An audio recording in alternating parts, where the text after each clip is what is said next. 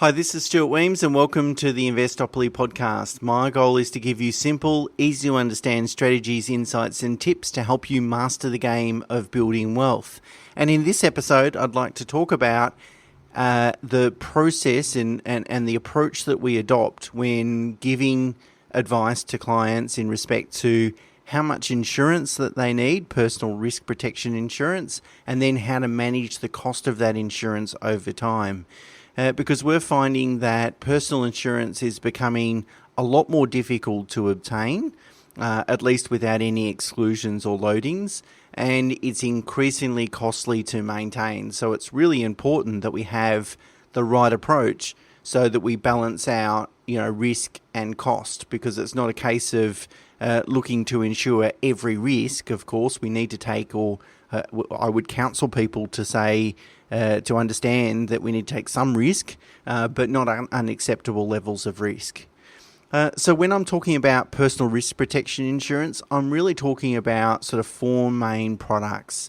The first one's income protection insurance, which pays you a regular monthly benefit if you're unable to work, either completely or partially, until you're able to return to work. You've got life insurance, which is obviously as the name describes. If you pass away, your beneficiaries receive a lump sum benefit. Then there's TPD insurance, which stands for total and permanent disability. So that's if you have an accident or illness and you're unable to ever return to work. And the last one is trauma insurance, which pays a lump sum benefit on diagnosis of a specified condition, and there's typically 25 to 35 specified conditions in a trauma policy, and statistically it's most likely to include a cancer or cardiovascular event. And the difference between trauma insurance and the others is that you need to demonstrate symptoms in the other products, where trauma insurance is just based on a diagnosis, so you don't have to suffer any symptoms as a result of that diagnosis. So they're just want to frame it. They're the sort of four products that I'm really talking about that helps us manage our personal risk. Of course, there's lots of other insurance products like health insurance, home and contents, car, those sorts of things. They're what's called general insurance products, and you need a general insurance broker, not a financial advisor or financial planner, to advise you in respect to those. But financial advisors and planners talk mostly, or really just exclusively, about personal risk protection insurance. Of course, there's some business-related insurances that we consider as well. So there's two main factors typically. Of course, everyone's situation is different, but there are two main factors that tend to dictate how much insurance is appropriate for any particular client. And the first one is financial commitments or obligations. Things like mortgages, living expenses, of course, particularly for any dependents you might have, children's education costs, any dependents outside of your immediate family, those sorts of things. And the higher the level of commitments you have, typically the more insurance you need. And it's probably good to point out that I look at insurance as a necessary consequence of borrowing. So if I'm prepared to go out and borrow $1 million, for example, to go and buy an investment property, then I should be willing to go and make sure that I've got appropriate insurance cover. If I'm not prepared to do that, then I would say that you've got to think twice about borrowing, because it's no point taking the risk and then not mitigating the risk. So I really look at insurance to some degree as a cost of borrowing. The second consideration is financial strength. Or really net worth, financial resources, depending on how you want to sort of define it. Obviously, the stronger your asset base is, the less insurance you need, especially if you've got sufficient financial resources to maintain living expenses for the rest of your life, with or without any earned income. So, if you're not able to work, but you've still got a significant asset base, then you don't really need insurance. And same, so you've got to consider these two factors at the same time. If I've got a high level of financial commitments, but I've got an extremely strong asset base, probably don't need very much or maybe no insurance. If I have a lot of financial commitments and a very weak asset base, I'm in a higher risk category, therefore I do need insurance. So these two factors, financial commitments and financial strength, tend to change throughout our life cycle. And I think that there's really sort of four distinct phases in a person's life cycle. Of course, this is a massive generalisation, in fact, but it tends to hold true, relatively true in most situations. And so those four different phases in a life cycle tend to have relatively predictable levels of insurance that goes along with them. So let's talk about those four different phases, and what sort of insurance that you might need in each phase. And hopefully, what this does is help sort of relate this consideration of financial commitments and your financial strength to your own personal situation. Okay, so the first phase is when you're single, young, no dependents, no commitments, etc., etc. Sure, you might have a really weak asset base. You might not have much money to your name. You might have some financial commitments like a car loan, those sorts of things. But, you know that if it all goes pear-shaped, you can pick up your bongos and move back in with your parents. So you are really relatively low risk in that situation. And in that situation, arguably, you need very little insurance, perhaps no insurance at all. The next phase is what I would call kind of young family, and that could be young or a growing family, I guess. And really, probably, if I drew a sort of circle around ages 30 to 50, sort of that 20-year period where people might get married, establish a family, the kids get older, and eventually start moving towards financial independence themselves. And that's a situation where you have a growing level of commitments, because you might go and buy a home and then renovate or upgrade. You might buy an investment property, have some kids, and therefore you've got 18 plus years of raising those children, educating them, and those sorts of things. At the same time as you probably have a relatively low asset base as well. So this is where you are arguably at the peak of your lifetime peak of your insurance needs. You're probably not going to need more insurance at any time than in your 30s.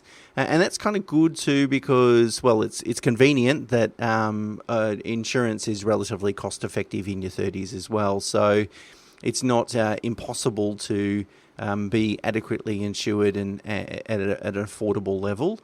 The next phase is maybe I'll call it empty nesters, and that's really a situation where kids, and if private school fees have evaporated, kids are starting to become more financially independent, and it's a situation where a period of time of maybe 5 to 10 years where a couple find that they've got a lot more surplus cash flow. And typically they will concentrate on investing, super contributions, reducing debt, etc., etc. So it's a period of time dictated by or characterised by reducing commitments and increasing financial strength. And this is the time when you should start considering paring back insurance. It's not a black or white decision, as in should I keep it or should I cancel the policy? More correctly or more often, it's really about reducing cover gradually over time rather than just turning around the next day and saying, that's it, I'm going to cancel this policy. And so that's, sort of important to think about that. And then typically assuming you've got, the fourth phase is retirement, of course, and assuming you've got sufficient assets or you predict you will have sufficient assets, it's probably reasonable to expect not to have very much cover or potentially zero 2 to 3 years away from retirement. So you certainly probably don't need any insurance in retirement, or at least most people wouldn't. And just as you're approaching retirement, that's when you probably get rid of all your insurance policies, assuming you predict you're going to have sufficient assets, of course, and it's appropriate.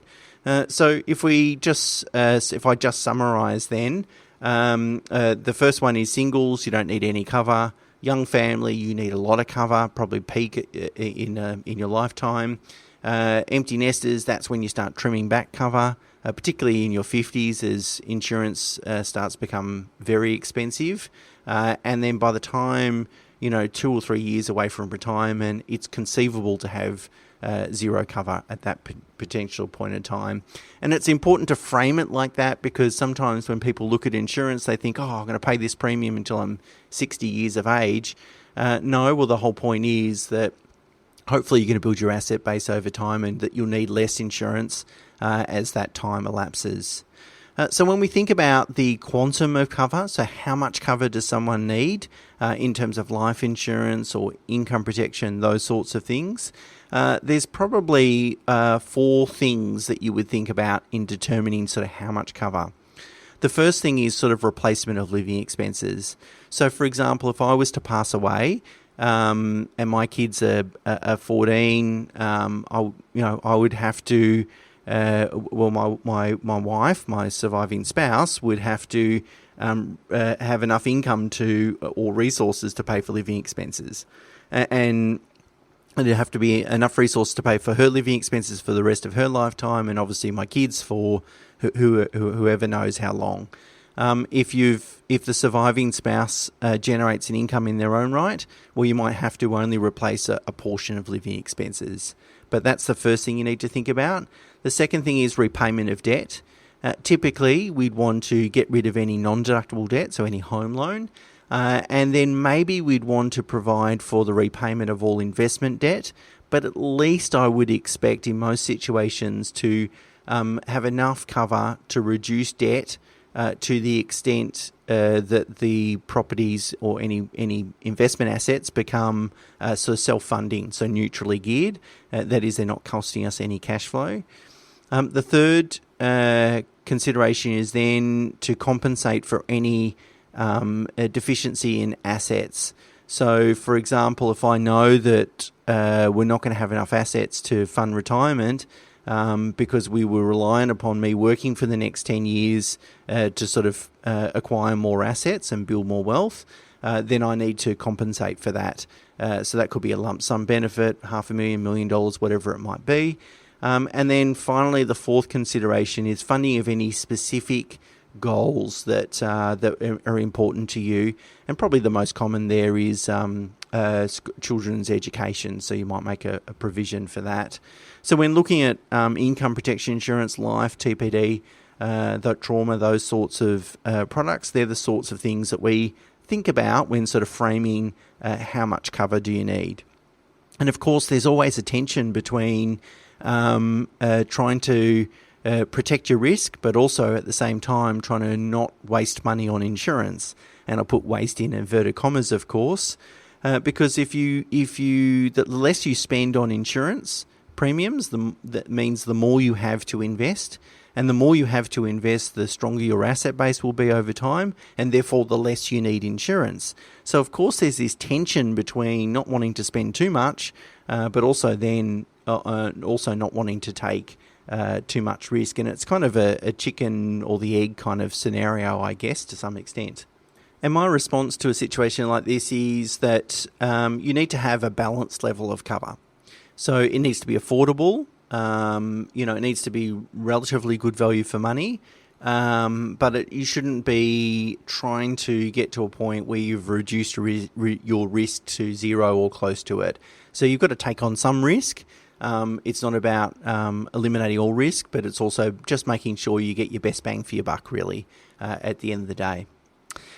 One response sometimes that people have with respect to insurance is, well, if I lost my job, I'd just sell some assets. Like I'd sell the investment properties and then I'd be able to repay all my debt, for example. And of course, yes, that's a solution, a short-term solution to your issue around how do you service commitments. But then that short-term solution creates a longer-term problem, which is the whole point of buying those assets in the first place, I should say, was to fund retirement and build your asset base. So if you go and sell them, that's great, you've got rid of them, but then how do you fund retirement? So that's not always the wisest thing to do. It can be appropriate in some circumstances, but just thinking through, what risks are you willing to take is probably the most important thing. I just wanted to drop in here a bit of a warning about income protection insurance products. If you have an existing income protection insurance product with a retail insurer, people like Zurich or Tal or Astron, those sorts of insurance providers, then think very, very carefully before you reduce the benefit or in fact cancel the policy. And the reason I say that is that the insurance companies are coming out with a whole new suite of products, income protection products, and the cover, we don't have all the details yet, but it certainly seems the details we have to date suggest that the depth of cover is substantially different to previous legacy sort of products. So you're not going to get the same level of cover and the same type of cover that you have done previously. So if you've got a legacy product like that, just make sure you get some advice before cancelling it. The changes that they've made to income protection insurance are significant. Things like 5-year contract terms, which means the insurer in 5 years' time can turn around and say, well, I don't want to insure you anymore. Whereas they used to be non-cancelable. If you kept paying the premium, they had to insure you. They've put in place measures to reduce long-term benefit payments. So that is claims that last longer than 2 years, those sorts of things. So I'll do a podcast when we have all the details and we can do the analysis. But just wanted to throw it out there that if you've got that legacy product, be very careful about cancelling or reducing it. And so just to wrap up here, insurance is a very important consideration because it's important to think about your upside, which is how I'm going to build wealth, but then also at the same time, think about your downside. How do I minimise risk on the way to building that wealth? And so developing a long-term strategy, I think certainly helps inform us around what insurance needs a particular client might have sort of during their life cycle, if you like. And so if you have a low asset base, then sure, you might need insurance.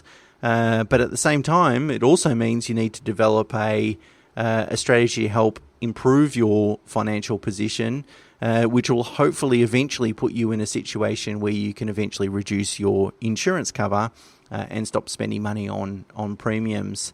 And a holistic approach to both insurance and wealth accumulation, I think they both go kind of hand in hand because they both sort of inform each other. Okay, that's it for me for this week. Thank you to everyone for leaving a review or rating wherever you listen to your podcast, particularly on Apple. I greatly appreciate it. If you haven't done so yet, it'd be great if you could do so. Leave a review or rating. And until next week, bye for now.